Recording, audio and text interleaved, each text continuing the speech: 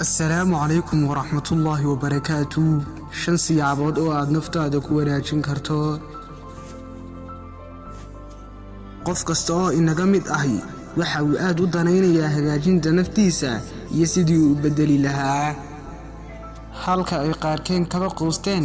inay u maleynayaan inay bedelida naftu tahay wax aan la gaari karin waxa aan sadaradan kuugu sheegi doonaa dariiqo ku sahlaya hagaajinta iyo bedelida naftaada ku bilow talaabada ugu fudud raadi shay ku sahlaya bedelida naftaada kuna bilow shaygaas sida adiga oo akhrinaya xaashi maalin walba ama ku hadlaya kelmad wanaagsan maalin walba raadina dariiqooyin sidaasi oo kale u sahlan lambar 2 wax akhri ku dadaal wax akhriska kaasi oo ku bedelaya nafsadaada kana dhigaya mid aqoontiisu korodho lambar 3 isku filnaashiyo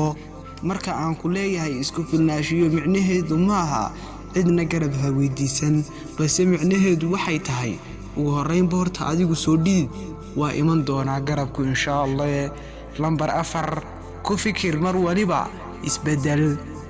ku celcelin mar waliba maskaxdaada inaad isbedel samayso ugu dambeyn waxaad arki doontaa iyada oo ay maskaxdaadu ku nidaamsan tahay kuna programsan tahay inay isbedesho caadiyana isbedeli doonto insha Allah lambar 5 ducada